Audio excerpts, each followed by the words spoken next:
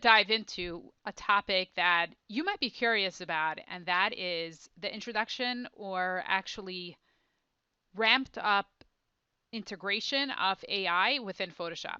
So I'm starting off with this image that I have over here that I created in Midjourney, and I'm pretty happy with it. There are some things that I tried to have Midjourney do for me, and it didn't do it that well. So I'm hoping that maybe I could continue on in Photoshop and really see if Photoshop can do it for me. So we're going to jump right into Photoshop. Now, one thing I will mention to you is that we are actually going to go over here to our Creative Cloud app that's on your computer, and you have to go on the side where it says categories. You're going to go to beta apps, or beta, however way you pronounce it, and then you're going to go to Photoshop, and then you're going to install it. You'll notice they have all these different betas over here. I did not look into the other ones, though I will. I'm definitely very intrigued. And we are going to go, well, let's just go back. I installed already Photoshop, and I have it over here. This is what the icon looks like. It's a white square with a blue inside. Okay, so once we have that open over here, you will notice is that I have this open. I also have over here my item selected over here, and then automatically when you open up your document, you'll see that you have this little bar that appears, and you have select subject or you have remove background. There are different options that you could access right here. And I think it's actually pretty cool, the advances that they've done within this Photoshop beta, and I presume it's going to be in the regular Photoshop soon. Okay, so the first thing I did was, I'm just going to show you some things that I tried. I wanted to add a computer within the bubble, and you'll notice that I actually have that in there. I also wanted to have some glasses on him, and I also wanted to have a yarmulke. Okay, and I actually was pretty successful. Some things I had to generate or change the prompt. Prompt is like what you tell the computer to do. But all in all, I was pretty happy. So let's dive through this and let's see exactly how it works. So the first thing you do is you go to your selection tool over here, rectangle marquee, and you're going to select the area where you would like to place the item. So we're just going to do, well, something a little bit different over here. Let's select this area here, and we're just going to click on generate fill, and then we're going to choose candy cane. So let's see, we're going to do hot pink and white striped candy cane. We're going to choose generate. And as you see over here, it's going to think things over. I did not try this out before, so we're going to see together if this actually did work.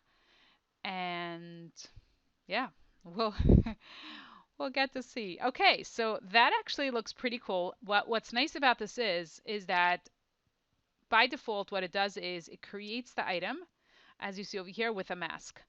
So you see this is the item itself, and it tries to actually integrate it with whatever it's in. Now it also gives you some choices. You could choose this one. You could choose this one, which I don't know what it is. This looks pretty good. And here is where also you could decide to change the prompt. And let's say you'd like it to be something else or not. Now we're going to try out something else. I'm just going to go back over here, and I'm just going to go back to my first layer over here, and we're just going to put over here generate fill, and here we're going to put in 5 gum drops.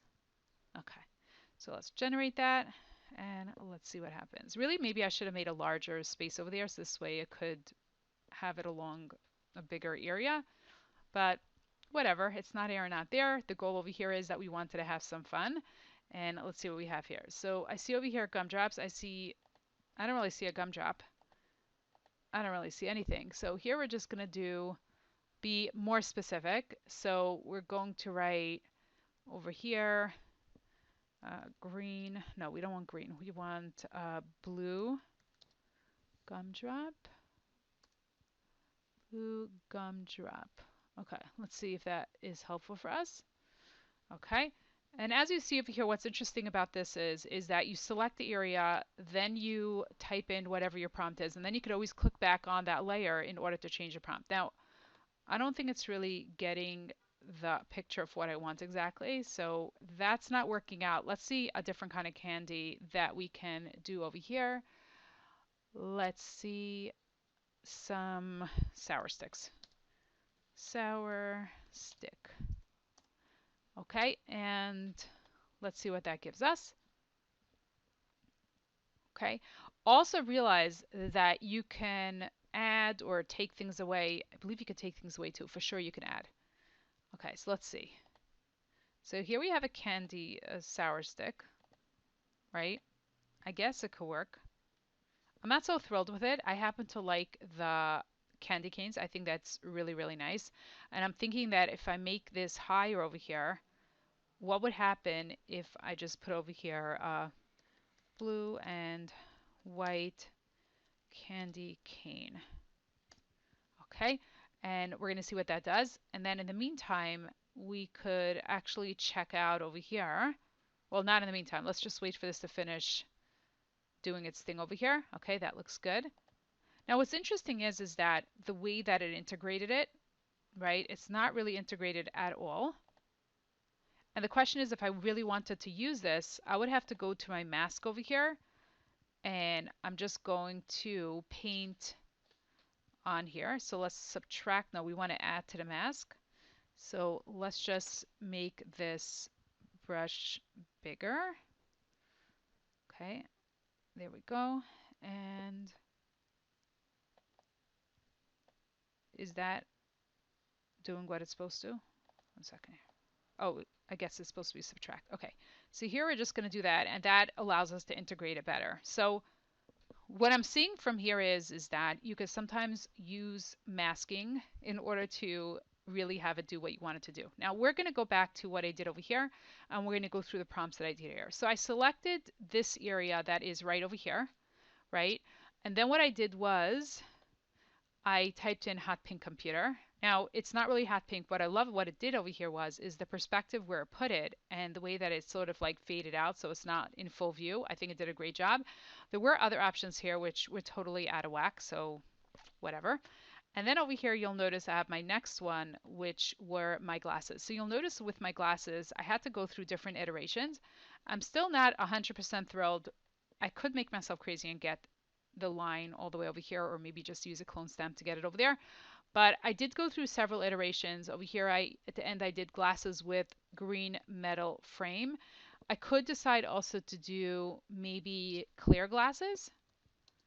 Maybe that would be more helpful. Let's actually click on generate and let's see if that is helpful for us. But one thing that you will notice over here is that there are the other pieces, there are the variations that we did previously, they are sitting over here, or at least some of them.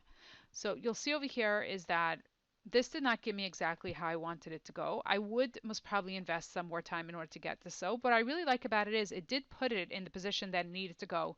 It also did give it some shadowing, so it is figuring out some really useful things to do with this. Now, my final thing that I'm sure you're, well, want to know about is the yarmulke. So I did go through different iterations.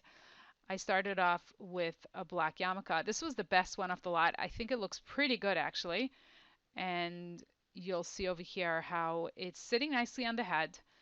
And then I went through other iterations. I tried out different ones. I ended up deciding to go with putting in a leather yarmulke simply because I thought it matched the vibe, the Pixar vibe that we have here. And I came up with this one, which I actually think goes really, really nicely with it. So it's not perfect, but it definitely does a nice job in giving that yarmulke on there. So all in all, I'm pretty happy with what it did for me. Do I feel that it's totally there yet and this is something to rely on? I don't think so, but I really think that it's definitely something that you want to work with. You want to see what you could do with it and definitely see, let's say, if you need to add elements to something, to a picture that you're working with, this is a great way to go about it. And what's also really helpful is that if you do know how to prompt, let's say in Midjourney, it's definitely going to be helpful if you prompt within Photoshop AI as well, because it follows a lot of the characteristics over there. So that's something that is super helpful. So enjoy.